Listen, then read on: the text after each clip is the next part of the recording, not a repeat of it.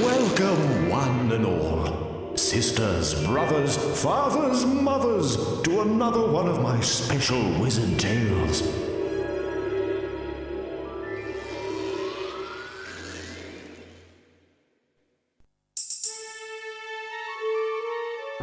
Sinbad.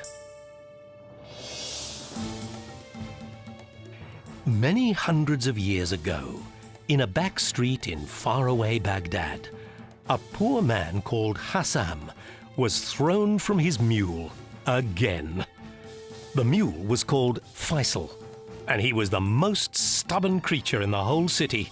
In desperation, Hassam offered the mule to a nearby merchant, but the merchant knew that Faisal was a bad luck mule.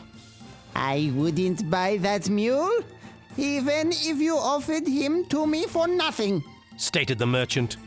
Without warning, Faisal kicked over the merchant's stall and ran away. As he helped clean up the mess, Hassam began to tell the merchant his sorry tale. All his life, Hassam had been plagued by bad luck. He grew up poor, and then his beloved wife died during childbirth. Hassam's bad luck continued when he and his daughter Sinda became lost in a terrible sandstorm in the desert. And then, when all seemed lost, for the first time in his life, Hassam's luck changed for the better. He found a beautiful, calm oasis in the middle of the desert. Oh, it's a miracle, my child. Allah has been kind to us at last, Hassam cried to his daughter. But he knew his luck wouldn't last, and it didn't. Sure enough, after only a few days at the oasis, Hassam and Sinda were set upon by the evil King Farzoomah and his henchmen. Well,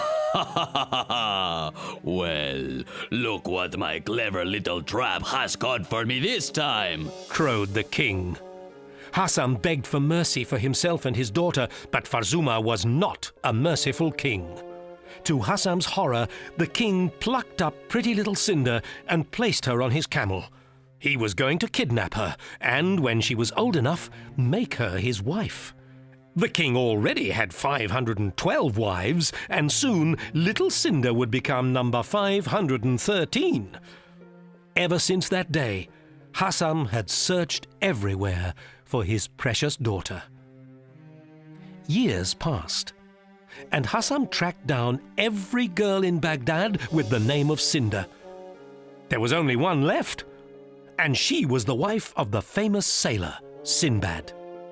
So Hassam trudged towards the magnificent house of Sinbad the sailor. It was quite a distance, so Hassam was relieved when Faisal, his wayward mule, showed up. But he wasn't relieved when the naughty Faisal bucked him off in front of the imposing gates to Sinbad's house. In fact, for Hassam, it was the last straw. It's not fair. Why should Sinbad the sailor have money while I don't? It's not fair! It's not fair! Yelled the frustrated Hassam. Relaxing on his sofa inside the house, Sinbad heard the rantings of poor Hassam and went down to investigate. Instead of abusing Hassam, Sinbad was courteous and invited him in to share some tea.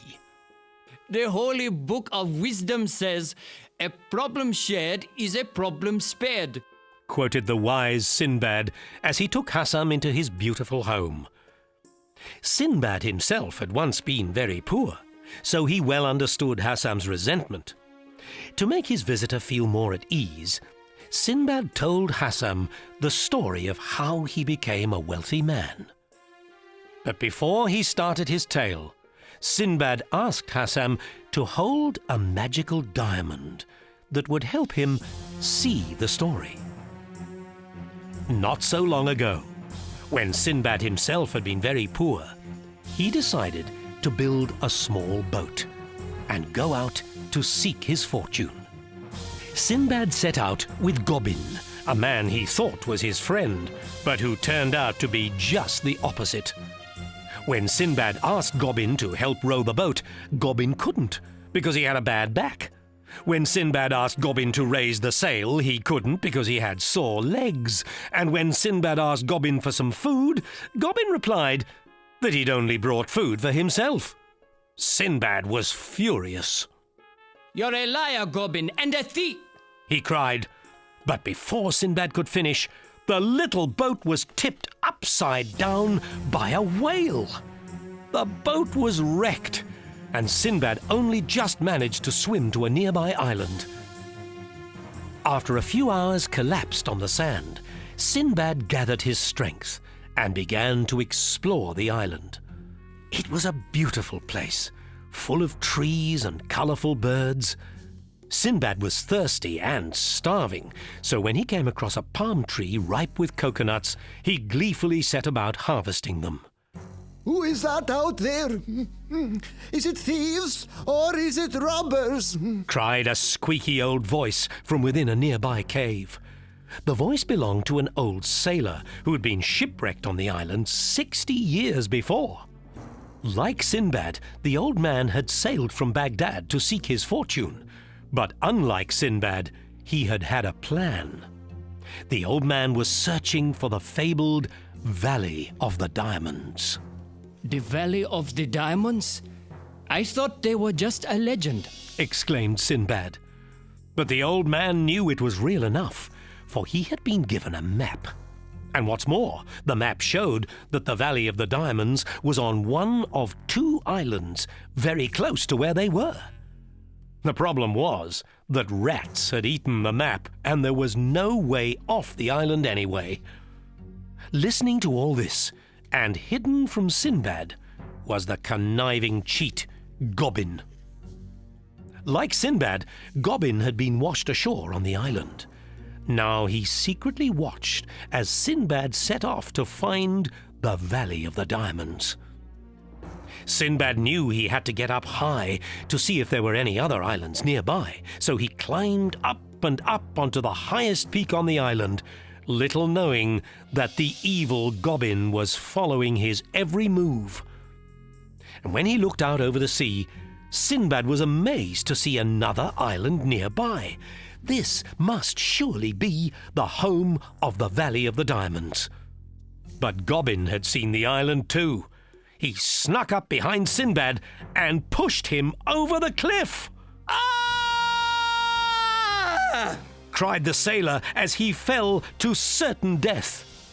But amazingly, Sinbad was plucked out of the air by a giant eagle. The eagle seemed to know what the sailor needed and gently gave him a lift towards the nearby island. Gobbin was amazed and jealous. Why should Sinbad get a free ride and not him? So he looked around and spotted another giant eagle. Gobbin gave the eagle some food, and he too was plucked up and flown out over the sea. Meanwhile, Sinbad's eagle had gently lowered him onto the beach of the nearby island. The sailor thanked the eagle and named him Sarli. I shall call you if I need help. Thank you, cried Sinbad, and the giant eagle Sarli seemed to understand. The other giant bird soon dropped Gobbin off on the island as well, but it was in a different part of the island. When Gobbin looked up, he saw 2 very large and very hungry-looking natives. One of them stared down at Gobbin and smiled. "Welcome to Cannibal Island," he stated with an evil grin. The cannibals tied Gobbin up and marched him to their camp, where they placed him in a large cooking pot above the fire. Gobbin knew he was destined to become the evening's main course, but when the cannibals stepped inside their hut to prepare the dessert, brave Sinbad plucked him from the pot and untied him. It didn't take long for the cannibals to realize their dinner had escaped. They were hungry and furious and started to chase Gobbin and Sinbad. to the ocean, Goblin. It's the only chance we've got. Cried Sinbad. As fast as the two men ran, the cannibals could run even faster, and when they started throwing their spears, it seemed as if Sinbad and Goblin were done for. But just as the cannibals caught up, they scattered in fear. The giant eagle Sali was swooping down on the cannibals and attacking them. Once the natives had run away, Sali gently landed next to Sinbad and gave him and Goblin a ride back to the island. When Sinbad asked Goblin why he had pushed him off the cliff, Goblin pretended it was all a mistake. But Sinbad knew the truth. Goblin was a greedy man and would always be so. Goblin finally admitted to Sinbad that he was obsessed with finding the Valley of the Diamonds. And as he spoke, he became more and more excited and more convinced that the diamonds belonged only to him. In a frenzy, Goblin attacked Sinbad and started to strangle him. Luckily, Sali was nearby. He pulled Goblin away with his huge beak. Take him to an island far away, Sali, and leave him there to rot. Sinbad ordered the giant eagle, and that is exactly what Sali did. With Goblin gone, Sinbad built a raft and set out to try and find the third island. But before he'd sailed very far, a huge storm arose and wrecked the raft. Ah! Sinbad cried as he was thrown into the water. But in the morning, by some miracle, Sinbad was still alive. And by some even greater miracle, he'd been washed up on the shore of the very island he'd been seeking. Some strange force drew Sinbad to a river near the shore. There, under the water, he found the beautiful magic diamond. Sinbad now knew he was close to his destination. But he didn't know that this was the very island that Sali had chosen to leave Goblin. Finding a nearby boat, Sinbad eagerly paddled down the river, not realizing the sneaky Goblin was close behind. The current began to grow stronger, and soon Sinbad made a terrible discovery. He was headed right for a waterfall. Luckily, a fisherman saw Sinbad's plight and threw out his net for the sailor to grab. 1,000 thanks. You saved my life, said Sinbad gratefully. But Goblin wasn't so lucky and plunged straight over the falls. The fisherman took Sinbad to meet his king, who was none other than the evil Farzoomah. The king became very interested when the fisherman whispered in his ear that he thought Sinbad knew the location of the Valley of the Diamonds. The king made a plan to trick Sinbad into revealing what he knew about the Valley of the Diamonds. First, he had to make the young sailor feel relaxed, so Farzoomah offered to show Sinbad one of the beautiful women from his harem. Some men have camels, others have diamonds, and others have harems. And I have all three. He boasted. And the wife who was brought from the harem was none other than number 513. Many years had passed since she'd been kidnapped, but it was still the same beautiful girl, Sinda. When the young couple looked into each other's eyes, they knew instantly there was a special bond between them. Encouraged by King Farzoomah, the young couple took a walk in the beautiful palace gardens. And when they were out of earshot, Sinda leaned in and whispered to Sinbad, "The king plans to murder you." Sinbad was shocked until Sinda explained. The fisherman was one of the king's informers, and he had reported that Sinbad was seeking the Valley of the Diamonds. Sinda confessed that the king was using her to find out information from Sinbad. Farzoomah wanted the diamonds for himself and was going to kill Sinbad as soon as he revealed what he knew. So Sinbad made plans to escape. Brave Sinda didn't want to come because she thought it would be easier for one to get away than two, but Sinbad would hear nothing of it. No, Sinda. I'll take you with me. I won't leave you, he stated. That night, they dined with King Farzoomah. Sinbad knew the king was planning to kill him, but he was not afraid. He felt brave and strong for one reason: Sinda. She was beautiful and courageous, and he was totally in love with her. Sinbad knew their love would conquer all obstacles. After Sinbad had excused himself and gone to bed, King Farzoomah began to question the beautiful young Sinda. She stalled for time, but it was obvious there was nothing she could tell the king. Farzoomah was furious. His plan to find the Valley of the Diamonds depended on Sinda tricking Sinbad into revealing his secrets. Sinda told the king that she would certainly find out what Sinbad knew by noon the next day. Reluctantly, the king agreed, but with one final threat. If I don't have this secret by then, I'll execute you both, he thundered. But Sinbad had a plan of his own. And so late that night, after everyone had gone to bed, he tiptoed out onto the palace balcony. Sinbad looked up into the night sky and whispered, Sali. Sali. Sinbad was calling his friend, Salih, the giant eagle. King Farzoomah was in his bed close by. At dinner, he had eaten far too much and was very restless. But he didn't hear Sinbad's call. The spying fisherman was even closer to Sinbad, and he did hear the young sailor's call. The fisherman knew Sinbad was probably trying to escape, so he rushed in and woke up King Farzoomah.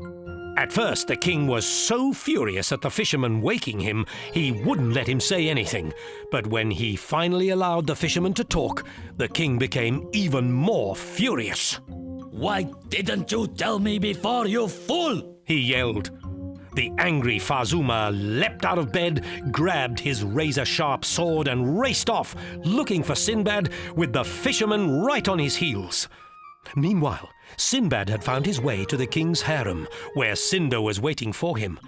The young couple silently crept up to the palace balcony. Anxiously, Sinbad gazed out across the night sky, but there was no sign of Salih. Just then, there was a terrible roar from the other end of the balcony. Ah! It was King Farzoomah. He was racing towards Sinbad and Sinda, waving his razor-sharp sword. The fisherman was still right on his heels. Things looked grim for the young couple, but at that exact moment, a shadow fell across them. It was the giant eagle, Salih. Sinbad and Sinda leapt off the balcony just as Farzoomah's razor-sharp sword slashed out at them. They each grabbed onto one of Salih's legs, and the giant eagle swooped them up into the sky and safety. The fisherman was running so close behind King Farzoomah that he tripped up, and they both crashed over the balcony and into the thorn bushes below. Safely carried by Salih, Sinbad and Sinda swooped across the night sky. Sinbad clutched the magical diamond in his right hand, and as they flew over the island, it began to glow. This way, Sally! To your right! The diamond's guiding us to the valley! Sinbad called excitedly. Sinbad left Sinda in a safe spot and climbed up to the edge of the valley, where he couldn't believe his eyes. The valley was full of diamonds, but it was also guarded by deadly vipers. Greedy Goblin had followed Sinbad into the valley and once again tried to kill him, but the poisonous snakes surrounded Goblin and forced him to flee. Now, Sinbad still had one big problem: how to get the diamonds away from the vipers. Sinbad's brains and Salih's brawn provided the answer. The young sailor made small cuts in some nearby trees. When the gooey sap leaked from the trees, Sinbad rolled it up into big sticky balls. He then rolled the balls down into the Valley of the Diamonds.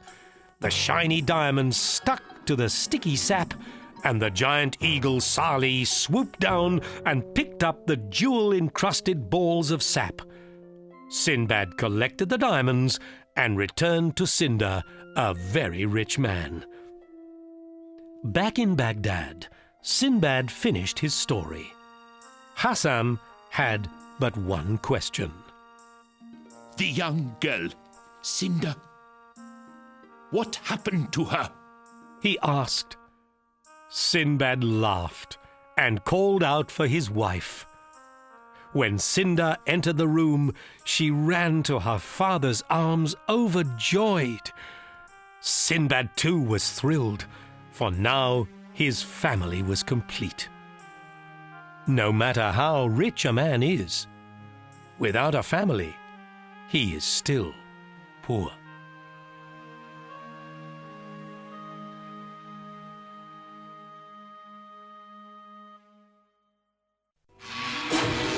And thus another fine wizard tale concludes. Sisters, brothers, fathers, mothers, join me again soon for another classic tale. Won't you?